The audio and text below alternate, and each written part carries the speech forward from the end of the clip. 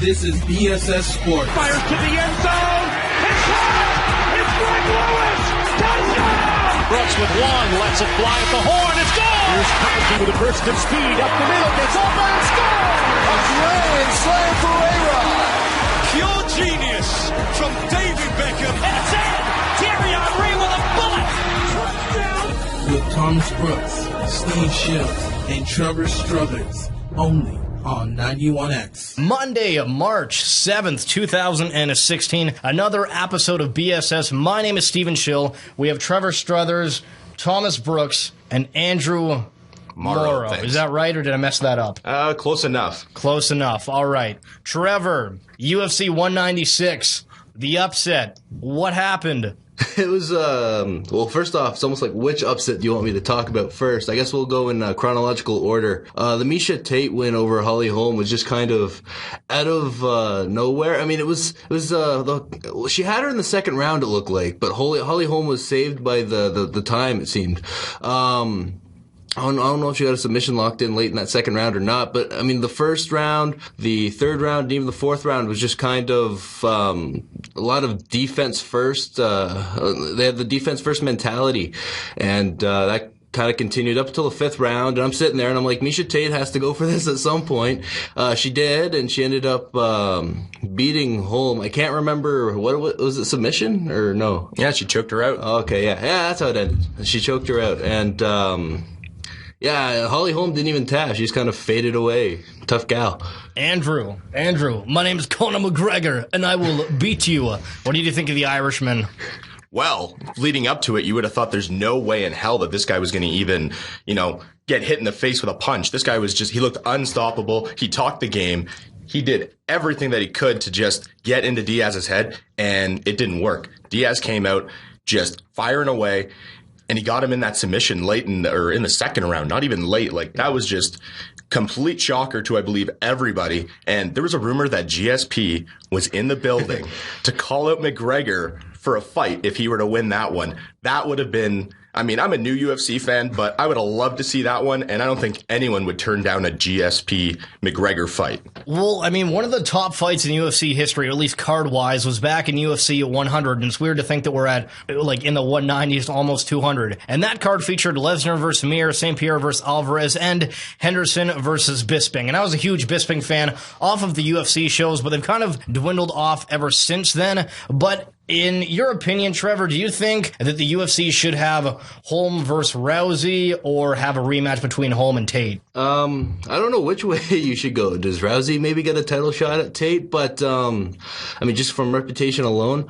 But, I mean, I think Rousey wants the Holm fight, but I could be wrong because a lot of it's about, having the gold. But, I mean, I want to see Holm and Rousey again, and I want to see how Rousey is able to go up against somebody who she hasn't beaten, that she's lost to, and I want to see how she's able to deal with that and how that fight goes. Boys, Major League Soccer is back. I know we're in North America, and I know the majority of people only like playing soccer. I don't know if you caught the TFC game on the weekend, but essentially what happened was every time a Toronto player went anywhere near the stands, the New York Red Bull fans absolutely shredded them. You were seeing the fingers, you were seeing the swear words flying by lip reading.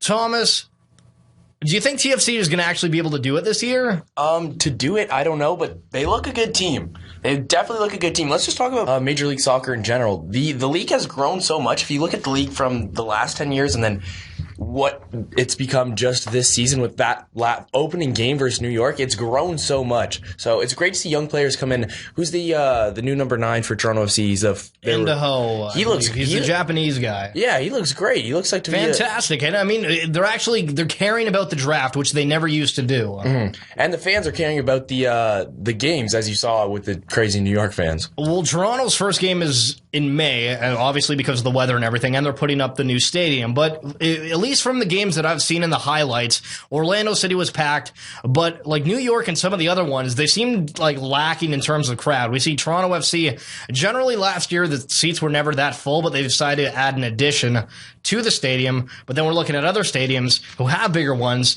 and it looks empty. Do you think Toronto FC is going to regret making the stadium bigger, or do you think that's just going to make them pull in bigger names? Maybe they might regret it, but I mean, basically what I'm trying to say is that with the opportunity that the stadium is bigger, there's possibility of more fans and the fan base growing. It can only be good things. If you look at Seattle, they play in a football arena basically, and they sell it out every night. So, well, they are the Sounders, so they need a lot of sound. Do you like Greg Vanny, the TFC head coach? Great. I don't know. There's nothing wrong with him. Okay, last year he had no success, right? He didn't. He had Giovinco. What do you mean? They made the playoffs for the first time in franchise history. That's success. That's taking steps in the right direction.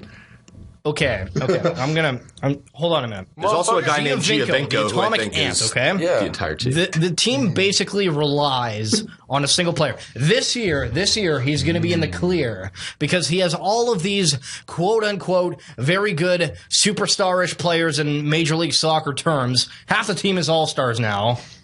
And he's going to, stay on because the team's better than him. But they're like, oh, no, Greg Vanny, good guy. But, have a point. Go ahead. I mean, I don't know. I think that the one player doesn't make a team. If you put him on the field with no one else on it, he's not going to win games. Hello, LeBron James back in the early days of Cleveland. Hello, Dwight Howard in the early days of Orlando. Now, sure, you can make the argument that basketball and soccer are different because one has 10 people on the field, the other one has 22. But the point being, you can be good enough if you really want to. That's fine. If you don't have anything to say, that's fine with me. Right, got Steve. Nothing. He's got absolutely nothing. All right, NFL news. Peyton Manning wins the Super Bowl. He's retired. So he gave the story to a reporter who was diagnosed with cancer. A very interesting move, to say the least. But he announces his retirement. Do we even have to talk about Peyton in any way apart from that he's really good? Unless he pulls a Brett Favre, I don't think so. He's just retiring. Peyton Manning has more MVPs than any other quarterback to play in the NFL. Whether it comes regular season, whether it comes in postseason, whether it comes in that really garbage Pro Bowl, it's a fact. He has the most MVPs. He's arguably a top 3 quarterback of all time, and he just won a Super Bowl. He's going out the way that every quarterback wants to, and I don't really think you can't disrespect the man. Andrew, I'll give you a question. Do you think that it is a good thing that he's retiring, and if he played another season, he would make a fool of himself? I would never disrespect a professional athlete for wanting to play more, but if he had gone to somewhere like the Los Angeles Rams for a payday, I would have to start thinking I need to disrespect him because that's just a horrible move, totally taints your image. I'm glad he's retiring. I think everyone's glad he's retiring because, to be quite honest, it would have been a really bad 16 games to watch him go out there and lob some more passes. Trevor, do you think if he went back out there that he would potentially get a life-threatening injury because it's the NFL, right? And he's getting older, and being the quarterback, you're going to get hit more than the average person. Do you think that this is probably the best thing for his health and that it would be potentially catastrophic if he did go back again? Oh, definitely. I mean, every time you step on the field, you're taking that chance of getting hurt, especially as a quarterback. There's obviously a target on you. But I think the timing's interesting from the standpoint of he's still kind of in the middle of a couple news controversies somewhat, even one that's years old, but it's starting to come back again and has been in the news since the season ended. So from that standpoint, I wonder if that dawned on his mind at all as to should I keep going so I don't retire during this? But it's really hard to turn down. If you feel like it's right, it's really hard to turn down the opportunity of going down on top. All right, so I got 2 different questions, and we're going to go around the table, and it's a yes/no answer. Should John Scott Helmet be in the Hall of Fame of hockey? Who cares? No. I'm going to say sure. I'm going to say yes because it technically is history in the sense of what it brought, because fans voted and it's the 21st century, stuff like that happens. Do you think LeBron James is doing this for publicity, or do you think that he is actually possibly wanting to get back together with Dwayne Wade after the videos and tweets of him talking about his friends and all the kind of stuff with Miami? No, I think he likes Miami. Who doesn't want to live in Miami? Plus, good friends with D-Wade. Not a publicity stunt unless he's coming out with a new LeBron James Nike shoe. I don't think he wants to leave Cleveland, but if he can't figure things out with that organization, he decides he wants to, I won't be surprised. He's done it before. I don't know if he'd be willing to do it again, though, because I don't know how he felt about the hate. Maybe he didn't care about the hate that he got from Cleveland fans. I mean, I don't think usually you would care, especially if you are LeBron James, but because maybe it was the hometown, I think obviously that's why he went back, and I don't think he's going anywhere. All right, and I'm going to throw in one more question. The Lakers beat the Warriors last night. Who has a better chance at breaking or tying the record for the best season, the Warriors or the Spurs? The Warriors. The Spurs. Anybody. Wait, no. The Lakers are, far from it with the amount of games left over. All right, so the World Cup of Hockey, I don't really know what to talk about, per se. I feel like it doesn't matter, the World Cup of Hockey. I think it's different than soccer because, you have the Olympics. Soccer, it's not really like an Olympic kind of thing, and it's a lot, not as advertised. What do you guys think of Team North America with the under 23? Is that cool? Is that stupid?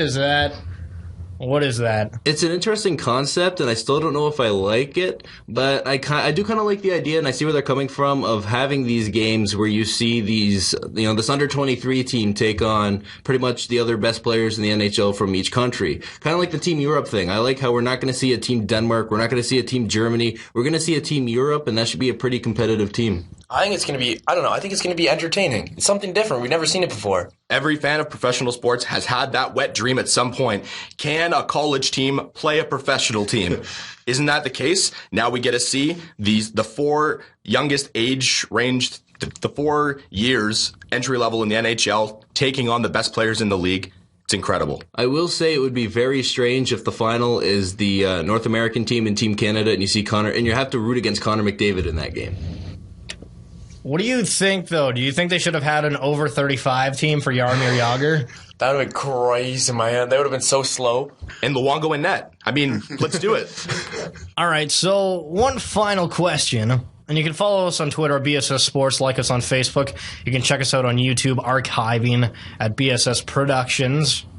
Who was the bigger snub? And give a bit of a reason why you think so. For Team Canada, Corey Perry or PK Subban. Trevor, you're up.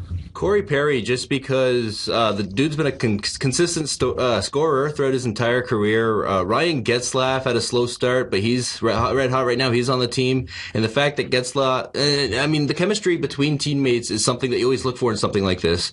And, I think Perry's going to be on the team, but I think naming Getzlaf and not naming Perry is a bit of a slight at Perry. They're teammates, and they're going to be on this team together. They're going to be on the same line. And I just don't think PK Subban is at that level where we can look at him and say, this guy should definitely be on the team. I don't think he's better than any of the players named except for maybe Vlasic. Vlasic's an interesting case. And I don't even know if he'll actually be on the team when all is said and done, but I believe Perry will. I'm going to agree with Trevor, OMHA alumni, Corey Perry. Plus, just based on experience, the guy's got way more experience than PK does. I think when you're looking at Canada's defense, PK Subban belongs on that roster. That's my thought. PK Subban belongs on that roster. I'm going to go off the board. I'm going to say Martin St. Louis was the biggest snub of Team Canada. Once again, follow us on Twitter, like us on Facebook. This is BSS Sports. We'll see you next Monday.